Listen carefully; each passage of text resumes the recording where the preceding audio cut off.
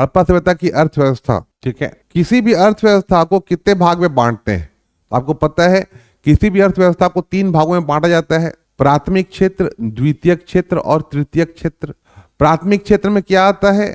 तो प्राथमिक क्षेत्र में कृषि, पशुपालन, खनन, इस प्रकार की गतिविधि आती है प्राथमिक क्षेत्र।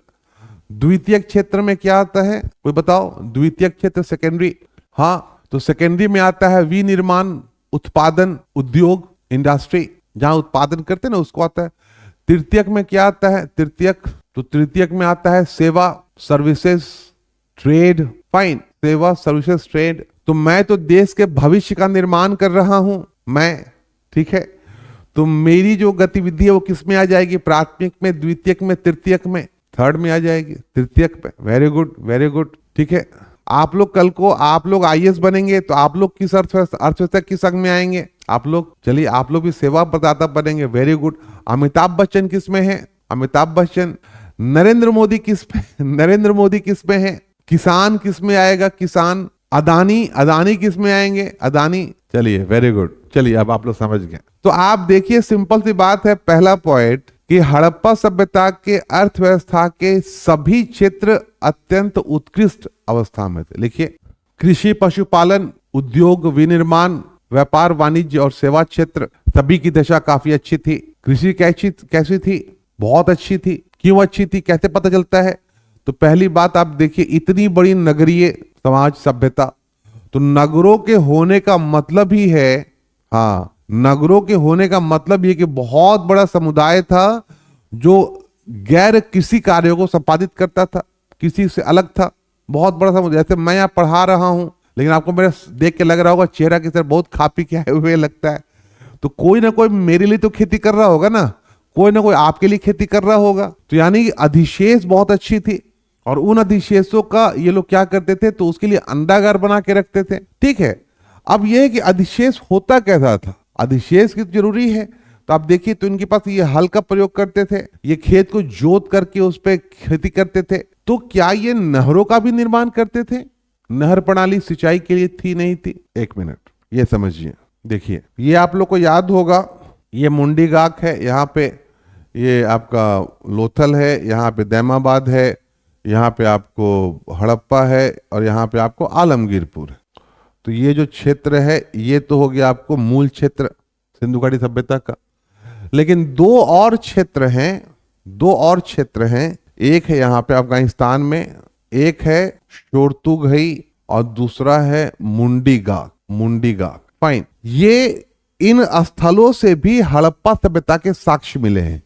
इस बात की जानकारी मिली है कि इन स्थलों का इस हड़प्पा सभ्यता से बहुत घना संबंध था।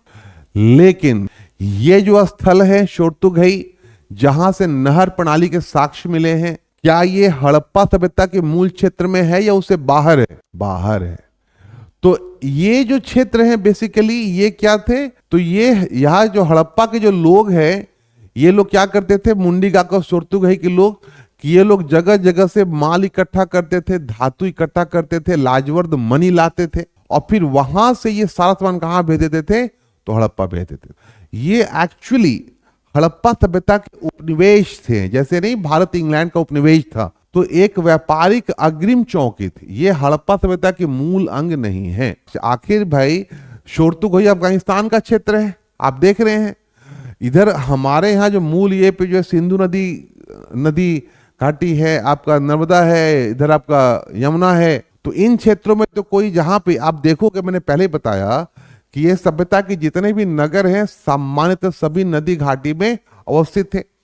तो नदी घाटी में होने के कारण मिट्टी उपजाऊ थी, और इस काल की जो अभी यहाँ पे नहर प्रणाली नहीं है, हाँ, ये लोग क्या करते थे, ये छोटे छोटे कहते ना एक जोहर टाइप का या गबरबंद टाइप का, चेक डैम्स टाइप का बनाते थे। इनके पास कोई मतलब नहर प्रणाली नहीं थी। तो इनकी जो कृषि है, लिख लीजिए, इनकी कृषि नदी घाटियों में, उपजाऊ प्रदेशों में होती थी।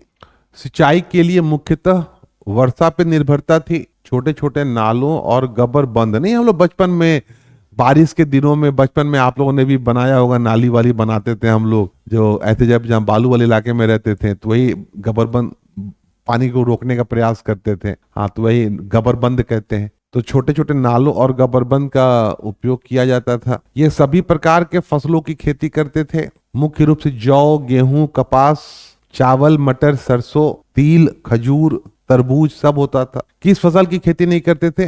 गन्ना की खेती नहीं करते थे। कृषि इनके अर्थव्यवस्था का मुख्य आधार था। यह जरूर लिखिएगा। साक्ष्य कहां कहां से मिले हैं आपको पता है? अन्नागार है साक्ष्य, खेत को जोतने का साक्ष्य भी है आपके पास, और हल बनाने की प्रतिकृति भी है। जौ, चावल इत्यादि, गेहूं इत्यादि के भी क्या मिले हैं? साक्ष्य मिले हैं। पशुपालन, तो पशुपालन में आप लिख सकते हैं अनेक प्रकार के पशुओं से परिचित थे। इनके पशु मंडल की जानकारी मुहरों से प्राप्त होती है। ये गाय, बैल, भैंस, बकरी, कुत्ता, बिल्ली, सुअर इत्यादि को पालते थे। ठीक है। इनके मुहरों पर 4 पशुओं का अंकन नहीं है। कौन कौन से हैं 4 पशु? गाय, घोड़ा, शेर और ऊंट। मुहरों पर सबसे ज्यादा अंकन एक श्रृंगी पशु का किया गया है। कुबड़ वाला बैल सर्वाधिक महत्वपूर्ण धार्मिक पशु था। कुबड़ वाला बैल। ठीक है। अगला हेडिंग बने विनिर्माण, मतलब उत्पादन की प्रणाली। तो हड़प्पा सभ्यता में अनेक प्रकार के वस्तुओं का निर्माण किया जाता था। प्रमुख उद्योगों में मुहरों का निर्माण, मुहर, वस्त्र का निर्माण, मूर्ति का निर्माण, चूड़ी निर्माण, मन का निर्माण, मृदभांड का निर्माण महत्वपूर्ण है। ठीक है। फिर आता है व्यापार। लिखिए व्यापार वाणिज्य। हड़प्पा सभ्यता का व्यापार वाणिज्य।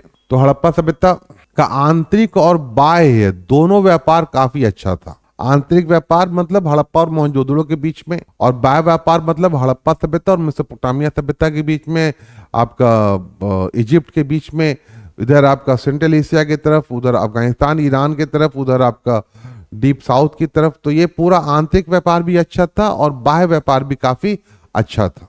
ठीक है। अब व्यापार की जो वस्तुएं होती थी, क्या होता था भाई? तो व्यापार में 2 तरह की वस्तुएं होती है, एक आयात और एक निर्यात। तो आयात में अगर पूछा जाए तो भारत क्या मंगाता होगा? भारत को क्या चाहिए था या क्या चाहिए है आज की डेट में, आप बताएं। तो भारत में आप देखिएगा कि भारत की क्या थी, तो भारत को कभी कुछ नहीं चाहिए था।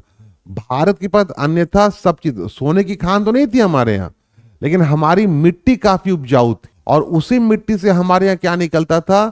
तो कपड़ा और मसाला निकलता था, तरह तरह के खाद्यान्न निकलते थे। उसी में बड़े तरह तरह के पेड़ होते थे, मोटा मोटा काला लकड़ी होता था।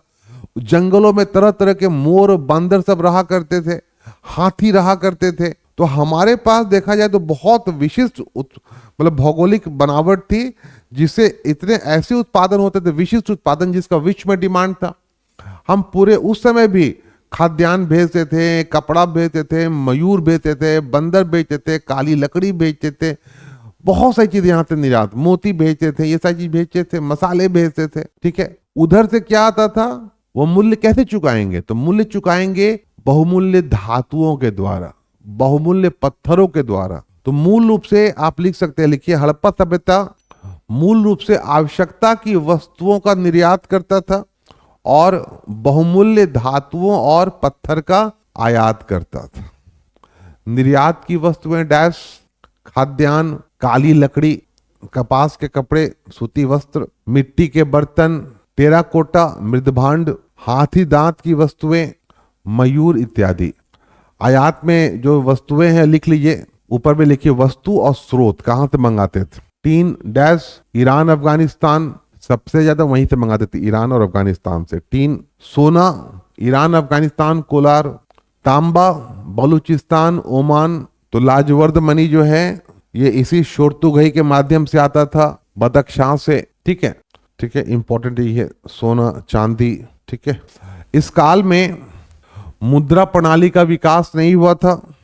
हड़प्पा सभ्यता में व्यापार वस्तु विनिमय प्रणाली पर आधारित था, वस्तु विनिमय प्रणाली। फिर व्यापार संतुलन हड़प्पा सभ्यता के पक्ष में बना हुआ था। मेसोपोटामिया से प्राप्त अभिलेखों में अक्काड़ के अभिलेख, अक्काड़ के शासक सारगौन के अभिलेखों में हड़प्पा सभ्यता ब्रैकेट में मेलुहा के व्यापार पर विस्तृत प्रकाश डाला गया है। एक्चुअली मेसोपोटामिया में एक क्षेत्र था अक्काड़। अक्काड़ के राजा का नाम था सारगोन। तो उसका जो अभिलेख मिला है उसमें वो बताता है कि देखो 3 जगहों की बात करता है, दिलमुन, माकन और मेलुहा। तो दिलमुन का मतलब होता है बहरीन, माकन का मतलब होता है मकरान तट, और मेलुहा कहते हैं हड़प्पा सभ्यता को। ठीक है, तो इससे कहता है कि यहाँ के जहाज जो है वो मेसोपोटामिया के बंदरगाहों पर लंगर डाले खड़े रहते हैं। मतलब वो ये जो अभिलेख है ये हड़प्पा सभ्यता और उस क्षेत्र के व्यापार के बारे में विस्तृत प्रकाश डालता है। तो एक बार संबंध समझ लीजिए कि हड़प्पा सभ्यता में जो कृषि है वो मुख्य आर्थिक गतिविधि है, और जो व्यापार है, विनिर्माण और व्यापार, वो उस सभ्यता के आर्थिक विकास का कारण है। ठीक है।